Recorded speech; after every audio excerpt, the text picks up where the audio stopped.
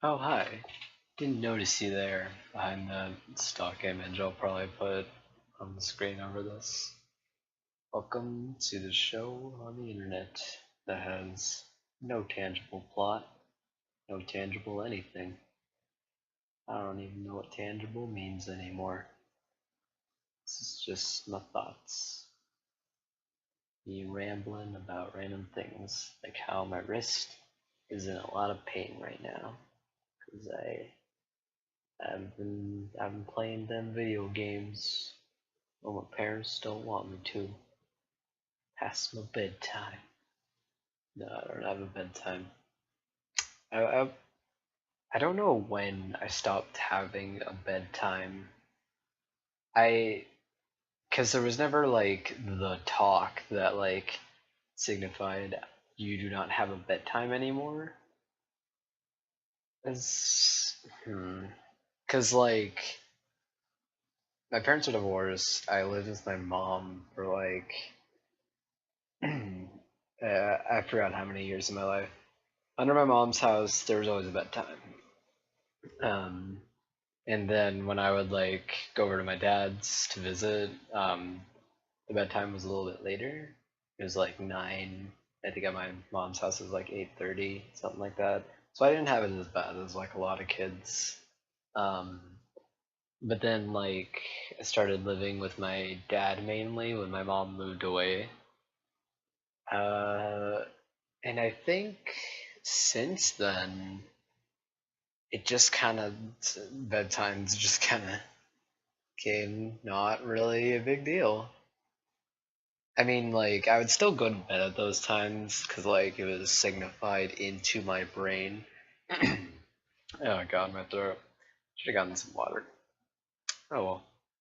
What was I saying? Right. So like the bedtimes were like signified into my brain, so I'd just go to sleep at those times. It wasn't until I got like a computer to where I was like, wanting to stay up past that. Well, all right, I kind of take that back about not having a bedtime really like on school nights. My dad still like wants me to go to sleep by 10, or he just kind of he says like don't stay up too late, which means like get like 8 hours of sleep really. That's what he basically means by that. And so I don't know. I just found it weird that I never had like the true talk, not like the birds and the bees or whatever. um, on topic of that though, I never had that kind of talk with my parents. I don't think any kid does anymore really, because school just teaches it for them. I think my dad and my mom both asked once, like when I told them we had family life in school, they were like, "Do you have any questions?" And I was like, "No," because back then I was just a submissive fuck. I just like I said yes sir, no ma'am, stuff like that. I was shy. I didn't talk at all. If I had stayed that way, I'd grow up to be a school shooter. Totally, dude. You couldn't tell by my use of the word dude, I am Californian. Uh, yeah, I feel like school is just like teach the birds and the bees for the kids. I remember I was so weirded out by the idea of sex when I was like the first time we had family life was in 5th grade, and that was just like an introduction. It was like boys have your penis, and sometimes those penises are gonna get hard. And then there was like the girl one, and it was like girls have vaginas, and like I don't remember much from that because it was at that time I was just like so weirded out by it all. I was just like, no, I don't want to learn this. Gave me a lump in my throat, and like I'm not. Except this isn't a lump. This is like garbage in my throat. But yeah, I think Yeah, that was just the introduction. I don't remember if they introduced Wet Dreams. Yeah, they did. I have not to this day had a wet dream. I I was going to, but every time I do, like my body for some reason conditioned itself to wake up before like I ejaculate. And so, because I think my body thought like I needed to pee or something, so it was like, oh, don't wet the bed, and so get up and use the bathroom. I was like, why is it taking so long? And now it wasn't until much later that I realized, oh, it's because he's trying to push back all the cum, all the semen. It's a funny joke. Semen. Oh man, what is it? Boat. How does the joke go? It's like, I'm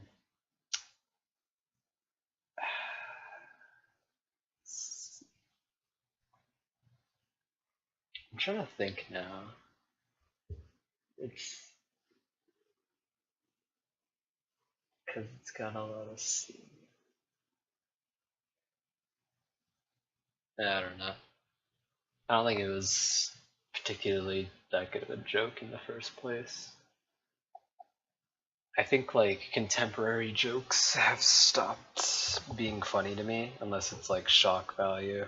And I don't think I have a especially exquisite taste in comedy. I can acknowledge if something is like, actually well written as a joke, but like in terms of what I laugh to, it isn't always like the most tasteful things, I would say. Like if someone just made a funny voice, I'd probably like laugh my ass off. Yeah.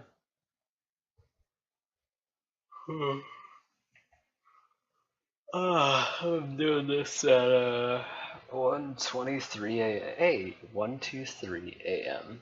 Should look at that. I remember when I was a kid, I would like always try to like go to the clock when it was like 11:11 or 12:12, just so I could tell my brother, "Look, isn't it weird?" And he'd just be like, "Yeah, you fuck." No, he was nicer than that. He like played along and stuff. But, I mean, yeah, is I don't know what fascinated me about it. It's like it's the same. I guess I think like I did the same thing when like the date was like that, where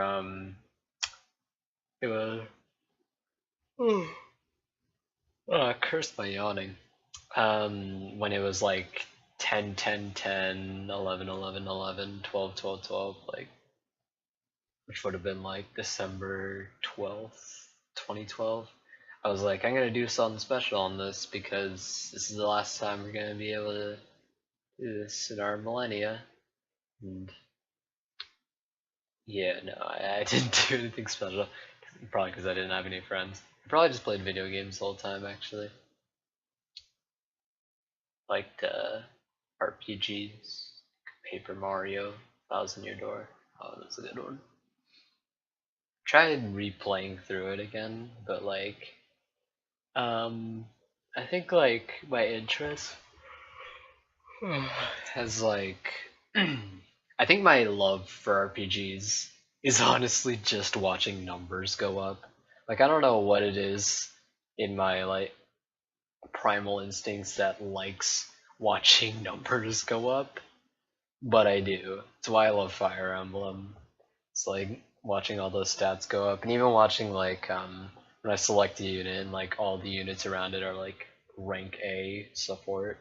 I'm just like, yes. It's like so satisfying. It's weird. I I haven't played any of the old Fire Emblems. I've only played I've only played Awakening and like the new ones, which I'm basically the fan that like a lot of the um, hardcore Fire Emblem fan base like hates, because I just got introduced with the anime waifu version and now call myself a Fire Emblem fan, even though I haven't played any of the originals. But it's like I don't know. I like the marriage system too, and how it, you know, gives you kids for like the best stats. I like that, and I feel like I'd miss it if I went to go play the other versions. Like, I don't know. Maybe I'll play the one on the GameCube, the one with Ike. That one looks like relatively polished and um, interesting still. Cause like, I don't know. I don't want to play something that's more bare bones than what I already have. On that note, though, Birthright is like laughably easy, precisely because you can scout. The scout option makes it like you just have to grind, and I don't necessarily like that. It's why I didn't like Lunatic Mode in Awakening. But yeah, wait, I didn't have a button for that. I was just yeah, it's essentially just like Lunatic Mode and Awakening. Grinding should not be a part of Fire Emblem, at least in my opinion.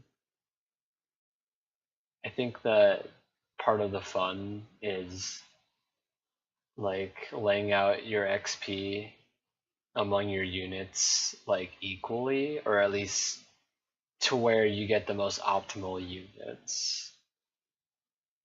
And again, it makes makes leveling Donald a pain. I, I each game, like in both Fates and freaking Birthright, or no, not Birthright. In both Fates and Awakening, there's like the villager character. In Awakening, it's Donald. It's awesome. Um, and then in Fates, it's Mozu, who is eh. Um, but I feel like Mozu was much easier to level up than Donald. I remember painstakingly. Maybe it was because it was the first time I had like encountered something like that.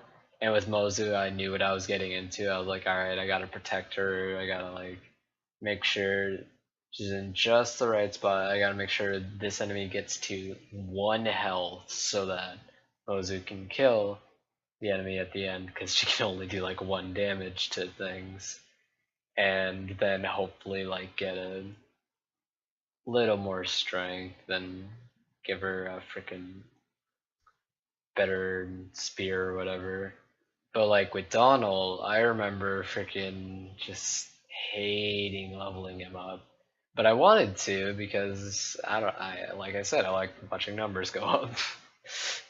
And Donald's numbers are more interesting than all the other ones.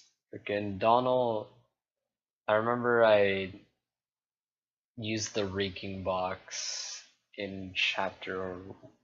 I think I did it in the freaking prologue. Like, didn't have Scout like you do in Birthright or in Or no. It's like in Conquest. You gotta freaking. You just gotta use the XP you get. Like, you use those random encounters like godsends. I don't even know what I just said. It's 1:30 a.m. Man, give me a break. I don't even think Conquest has like Awakening had Reeking boxes, which would they were expensive, but you could like do it over the map that you wanted to have a random encounter on, and it would, but it was almost impossible to like farm with that.